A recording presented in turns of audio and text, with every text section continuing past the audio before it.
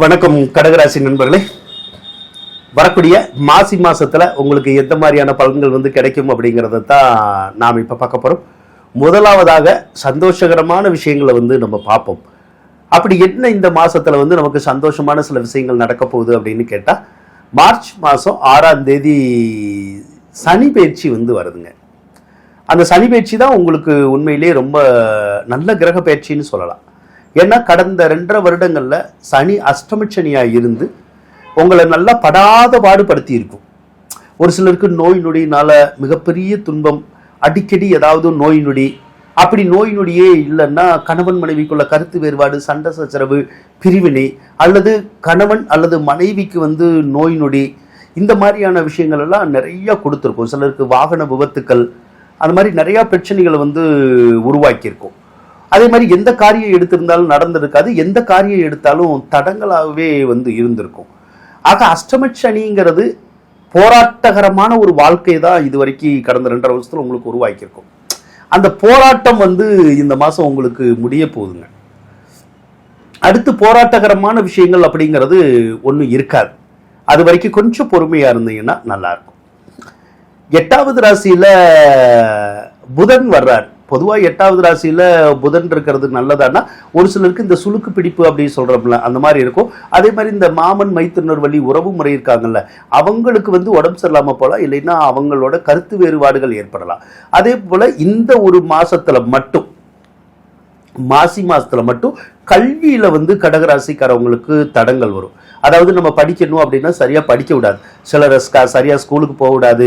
ஸ்கூலுக்கு போனாலும் பார்த்தீங்கன்னா வேற ஏதாவது ஒரு பிரச்சனைகள் உருவாக்க பார்க்கும். சரியா படிச்சு நம்ம மனசுல வச்சுக்க முடியாது. அந்த மாதிரியான ஒரு தொந்தரவுலாம் கூட கொஞ்சம் இருக்கும். ஆனா மாசி மாசம் மட்டும்தான் இருக்கும் எஜுகேஷன்ல தொந்தரவு. அதுக்கப்புறம் இருக்காது. சூரிய பகவான் வேற அஷ்டமத்துல தான் இருக்காரு. அஷ்டமத்துல மட்டும் நிறைய கிரகங்கள் இருக்கு. கிட்டத்தட்ட 5 கிரகங்கள் இருக்கு. அஷ்டமத்துல நிறைய கிரகங்கள் இருக்கும் போது கொஞ்சம் போராட்டம் இருக்கும். ஆனா இந்த மாசியில மட்டும் இருக்கும். அதுக்கப்புறம் விலகிடும். இப்ப சூரிய பகவான் 8ல இருந்தா உங்களுக்கு பணத்துக்குடைய கிரகம் அவரு. அப்ப பணத்தை கொடுக்கறதுல ஏதாவது ஒரு தடங்கள் வரும், அல்லது பணத்தை நம்ம யார்கிட்டயோ கொடுத்துருப்போம், வாங்க முடியாது. அது சம்பந்தப்பட்ட வகையில ஒரு சிலரோட கருத்து வேறுபாடுகள் வரலாம்.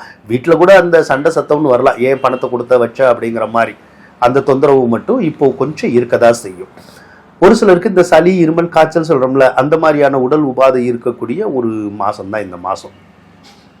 அஷ்டமஸ்தானத்துல சுக்கிரன் இருக்கிறது நல்லது. அது ஆண்களுக்கு பெண்கள் வழியிலையும், பெண்களுக்கு ஆண்கள் வழியிலையும் நல்ல யோகத்தையும் நல்ல சுகங்களையும் கொடுக்கக்கூடிய ஒரு அம்சம் தான் அந்த 8ல சுக்கிரன் இருக்கிறது.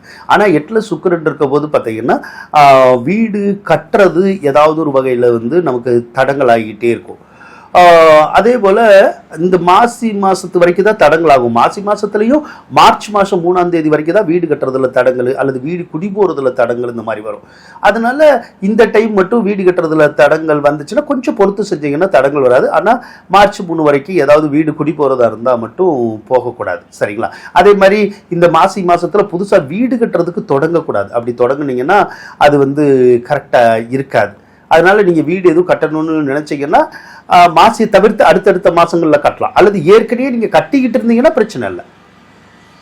ராகு வேற அஷ்டமஸ்தானத்துல தான் இருக்காரு. ராகு அஷ்டமஸ்தானத்துல இருந்தாலும் ஏதாவது ஒரு வகையில தடங்கள் இருந்துகிட்டு இருக்கும், அவ்வளவுதான், வேற ஒன்றும் பிரச்சனை இல்லை. கடகராசியை பொறுத்தளவுக்கு 7வது இடத்துல செவ்வாய் இருக்கு. 7வது இடத்துல செவ்வாய் இருக்கிறது பொதுவா அந்த கணவன் மனைவிக்குள்ளதான் கருத்து வேறுபாடுகளை உண்டு பண்ண பார்க்கும். மற்றபடி வேற ஒன்றும் பெரிய தொந்தரவுகள் இருக்கிறதுக்கான சந்தர்ப்பங்கள் இல்லை. அதே செவ்வாய் இப்போ கும்பராசிக்கு வேற போறாரு. எப்போ போறாரு அப்படின்னா பிப்ரவரி 21ஆம் தேதி போயிடுவாரு. அப்ப இந்த பிப்ரவரி மார்ச் மாசம் ஆங்கிலத்துக்கு, தமிழுக்கு மாசி மாசம், இந்த மாசத்துல அஷ்டமஸ்தானத்துலதான் உங்களுக்கு எல்லா கிரகமுமே இருக்கும், பல கிரகங்கள். அதனால ரொம்ப கவனமாகவும் எச்சரிக்கையாகவும் இருக்கணும். போக்குவரத்துல ரொம்ப கவனமா இருக்கணும். ஒரு சிலருக்கு உடம்பு சரியில்லாம போலாம், இல்லைன்னா எங்கேயாவது வம்பு வழக்குகள் வரக்கூடிய ஒரு சந்தர்ப்பம் இந்த மாசி மாசத்துல இருக்கணும். கவனமாகவும் எச்சரிக்கையாகவும் இருக்கணும். ஒரு சிலருக்கு 2வது இடத்துல கேது பகவான் இருக்கிறது குடும்பத்துல இருக்க விடாது. ஒருவேளை குடும்பத்தோட இருந்தா சண்டை சச்சரவுகள் வரும். ஏதோ ஒரு வகையில குடும்பத்தோட இருக்க விடாம செஞ்சிடும், சரிங்களா? ஒரு சிலருக்கு வருமான தட்டுப்பாடை வந்து கொடுக்கும். அப்போ வருமான தட்டுப்பாடு அப்படிங்கிறது ஒரு சிலருக்கு சரியாக போகணும் அப்படின்னா கேது பேச்சு வரணும். அது கொஞ்சம் டைம் எடுக்கும். 2026 கடைசியில் தான் வரும்.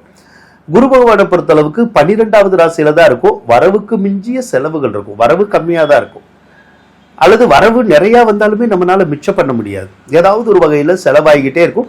சிலருக்கு வந்து சுபகாரியத்தினால செலவாகும்.